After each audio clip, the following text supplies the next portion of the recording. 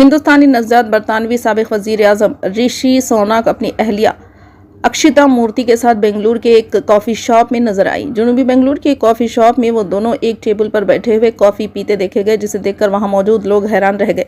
ऋषि सोनाक और अक्षिता ने वहां मौजूद लोगों के साथ सेल्फियां भी ली और कुछ वक्त तफरीही अंदाज में गुजारा। हाल ही में ऋषि सोनाक भारत के दौरे पर बेंगलुरु पहुंचे और वह जहांगीर इलाके में अपने ससुराली घर में मुकीम है, जहां इनके ससुर नारायण मूर्ति इन्फोसिस के बानी और सास सुधा मूर्ति राज्यसभा के रुकन रहते हैं।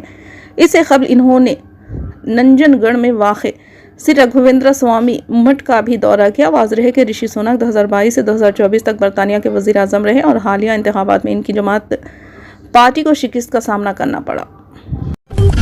ऑस्ट्रेलिया में बच्चों के सोशल मीडिया के इस्तेमाल पर पाबंदी लगाने का फैसला। ऑस्ट्रेलिया की हुकूमत ने बच्चों को सोशल मीडिया के मुज़िर असरात से महफूज रखने के मकसद से एक अहम फैसला लिया। 16 साल से कम उम्र के बच्चों के लिए सोशल मीडिया के इस्तेमाल पर पाबंदी लगाने का फैसला किया गया है। इस सिलसिले में कानून साजी का मंसूबा है।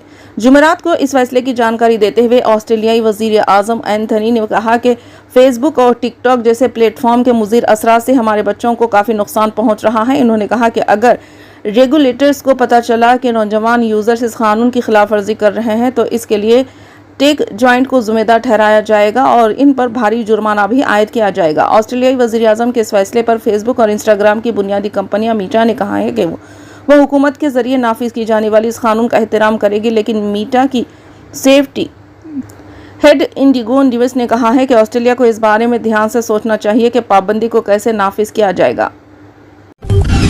बॉलीवुड के मारूफ अदाकार शाहरुख खान को 50 लाख रुपए देने का मुतालबा करते हुए उन्हें जान से मारने की धमकी दी गई। मुंबई पुलिस ने बताया कि एक नामालूम शख्स ने शाहरुख खान को धमकी आमेज कॉल की। बांद्रा पुलिस स्टेशन में इस सिलसिले में मुकदमा दर्ज कर लिया गया। नामालूम शख्स के खिलाफ भारतीय कानून की दिफात के तहत केसेस दर्ज किए गए। ये धमकी छत्तीसगढ़ के शहर रायपुर से बराह रास्त मुंबई पुलिस को दी गई थी और मालूम हुआ है कि यह धमकी देने वाला शख्स फैजान नामी नौजवान है। शाहरुख खान को माजी में अक्टूबर के महीने में भी धमकियां में कॉल मौसूल हुई थी। इन धमकियों का सिलसिला इनकी फिल्म पठान और जवान की कामयाबी के बाद शुरू हुआ। हाल ही में बॉलीवुड के एक और अदाकार सलमान खान को भी जान से मारने की धमकियां मौसूल हो चुकी है। ये धमकियां लॉरेंस बिश्नोई गैंग की जानिब से दी गई थी। ये गैंग सलमान को काले हिरन के शिकार के केस में मुसलसल निशाना बना रहा है और इनसे 5 करोड़ रुपये का मुतालबा भी किया गया था। रिपब्लिकन पार्टी के उम्मीदवार डोनाल्ड ट्रंप की कामयाबी का ऐलान कर दिया गया है, जिसके साथ ही ट्रंप दूसरी बार अमेरिका के सदर का ओहदा संभालने जा रहे हैं। रिपब्लिकन पार्टी की तरफ से नायब सदर की हैसियत से जेडी विनस को मुंतखब किया गया। इस मौके पर ट्रंप ने नायब सदर के उम्मीदवार सीनियर जेडी विनस की तारीफों के पुल बांधे। ट्रंप ने कहा कि सबसे पहले मैं जेडी विनस को मुबारकबाद देना चाहता हूं, अब मैं उन्हें नायब सदर मुंतखब होने वाले जेडी विनस कह सकता हूं। इस तरह जेडी विनस की अहलिया उषा को भी मुबारकबाद पेश करता हूं। ट्रंप ने जेडी विनस की तारीफ करते हुए कहा कि वो हमेशा मेरे साथ खड़े रहे। दिलचस्प बात यह है कि नायब सदर जेडी विनस की अहलिया उषा का ताल्लुक एक तेलुगु खानदान से है। उषा चिलकूर आंध्र प्रदेश के कृष्णा जिले के आयूरू से ताल्लुक़ रखती हैं। इनके वालिदैन भारत से अमेरिका जाकर वहां मुकीम हो गए थे। उषा चिलकूर की पैदाइश और परवरिश कैलिफोर्निया के सैन डिएगो इलाके में हुई। उषा और जेडी विनस ने पहली बार पेल यूनिवर्सिटी में मुलाकात की और 2014 में इनकी शादी हुई। ये शादी हिंदू रिवायत के मुताबिक अंजाम पाई। इनके 3 बच्चे हैं। जेडी विनस ने अमरीकी मेरियन कोर में खिदमत अंजाम दी और ओबाया स्टेट यूनिवर्सिटी लॉ यूनिवर्सिटी से डिग्री हासिल की। इसके अलावा वो कई कारोबार भी कर रहे हैं।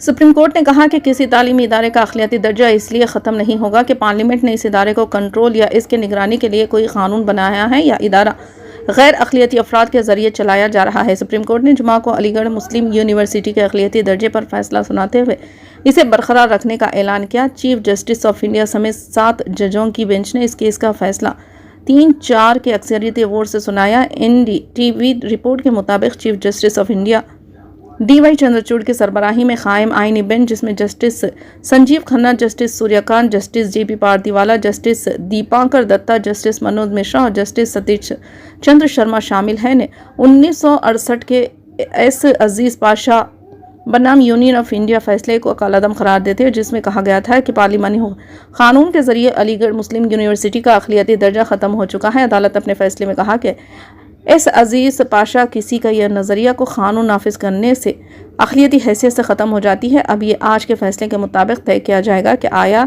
AMU अक़लियती इदारा है या नहीं। उन्होंने कहा कि किसी इदारे की अक़लियती हैसियत तय करने के लिए देखना होगा कि इसे किसने क़ायम किया।